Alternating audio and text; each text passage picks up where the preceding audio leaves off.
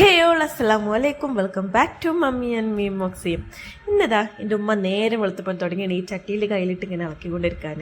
ഉമ്മൻ്റെ മൂത്ത മോളിന്ന് റിയാദിലോട്ട് പോവാണ് ഹസ്ബൻഡിൻ്റെ അടുത്തേക്ക്.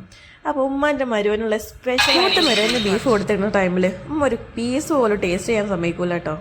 ഇപ്പം തന്നെ അതാ മൂന്നാമത്തെ ട്രിപ്പാണ് ഉമ്മ ഡ്രൈ ഫ്രൈ ചെയ്ത് വെക്കുന്നത്. ഉമ്മ ഫ്രൈ ചെയ്ത് ഉമ്മൻ്റെ ചട്ടി ഫ്രൈ ആയിട്ടുണ്ടോ എന്ന് എനിക്കൊരു സംശയം ഇല്ലാതില്ല. ഓൾമോസ്റ്റ് സാധനങ്ങളൊക്കെ ഇതാ സെറ്റായി വരുന്നുണ്ട്. മുളകും പൊടി, മഞ്ഞൾപ്പൊടി, മല്ലിപ്പൊടി, അങ്ങനെ ഒരുപാട് പൊടികളൊക്കെ വീട്ടിൽ തന്നെ പൊടിച്ചെടുത്താണ് കേട്ടോ. ഇതാ അവരുടെ കസിൻസിൻ്റെ ഏതോ ഒരു ന്യൂ പ്രോഡക്റ്റാണ്.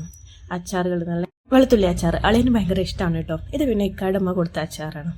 അങ്ങനെ ഓൾമോസ്റ്റ് ഇതാ സാധനങ്ങൾക്ക് റെഡിയാക്കി. ഇതിലെ കിങ് എന്ന് പറയുന്നത് നമ്മുടെ ബീഫാണ്. ഇവിടെ വെൽ പാക്കഡായിട്ട് വെച്ചിരിക്കുന്നത് എന്താന്ന് നോക്കിയപ്പോഴാണ് സംഭവം അപ്പച്ചട്ടിയാണ്. അങ്ങനെ ഒരുപാട് സാധനങ്ങളുണ്ട് കേട്ടോ അവൾക്ക് കൊണ്ടുപോകാൻ. ഏകദേശം ഒരു 6 ബോക്സെങ്കിലും ഉണ്ടാവും നമുക്ക് കൊണ്ടുപോകാൻ.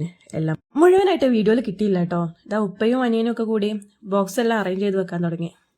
സത്യം പറഞ്ഞാൽ ഇന്നലെ നൈറ്റിൽ കെട്ടിവെക്കേണ്ട പെട്ടിയായിരുന്നു. പക്ഷേ കുറച്ച് ലേറ്റ് ആയാലും ഏകദേശം എല്ലാം സെറ്റായി തുടങ്ങി. അപ്പോൾ ഇതാ ഫ്ലൈറ്റിൻ്റെ ടൈമായി തുടങ്ങി. ഞാൻ ഇവർ പെട്ടി കെട്ടുന്ന കുറച്ച് വീഡിയോസൊക്കെ സെറ്റാക്കിയിട്ട് നേരെ റെഡിയാൻ പോയി. അപ്പോഴാണ് 2 സുന്ദരി കുട്ടികളെ കണ്ടത്. രണ്ടാളും റെഡിയായി നിൽക്കുകയാണ്. പേരറിയില്ലേ? ഇഷ്ടമായോളെ? പേരെന്താ? ഐഷ. ഐഷാണ് കേട്ടോ. ഇഷ്ടായോ? ഫ്രണ്ടാക്കുവോ? ഇതെന്താണ് സംഭവം? ഇതെന്താ വാച്ചോ? സമയം നോക്കാൻ അറിയില്ല അല്ലേ? എന്ത്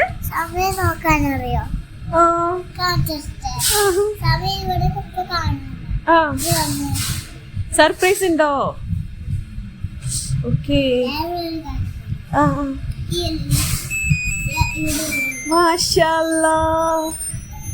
ഐശ്വര്യ ഇഷ്ടായോ? അങ്ങനെ എല്ലാവരും റെഡിയായി. ഇതാണ് കേട്ടോ സിസ്റ്റർ ഔട്ട്ഫിറ്റ്. നല്ല ഭംഗിയുണ്ടായി. ഓണിന്റെ കൂടെയുള്ള ആ ബ്ലാക്ക് ഷ്രഗ് ആയിരുന്നു കേട്ടോ ഡ്രസ്സിന്റെ ഹൈലൈറ്റ്. ഏകദേശം ഒരു 1.5 hours ടൈം ഉണ്ട് കേട്ടോ അവിടെ വീട്ടിൽ നിന്ന് എയർപോർട്ടിലേക്ക്. അങ്ങനെ കുറച്ച് ടൈമിന് ശേഷം ഇതാ എയർപോർട്ടിൽ എത്തിയിട്ടുണ്ട്. ഇവിടെ എത്തിയപ്പോഴെന്തോ ആകപ്പാട് മൈൻഡ് ആകെ ഔട്ടായി പോയി. എല്ലാവരും ഭയങ്കര സാഡായിരുന്നു. വെറും ഒരു 6 months അല്ലെങ്കിൽ ഒരു 1 year അത് വലിയൊരു ഡിസ്റ്റൻസ് ആയിപ്പോയി. അവളും മക്കളും ഇല്ലാത്ത വീട് സത്യം പറഞ്ഞാൽ ഉറങ്ങിയ പോലെയായിരിക്കും. അവരെ കൂടുതൽ ഞാൻ ഏറ്റവും കൂടുതൽ മിസ് ചെയ്യാൻ പോകുന്നത് ഒരു പക്ഷേ അവളുടെ വലിയ മോനേക്കാരും. എന്തായാലും അവർ പോയി വരണം.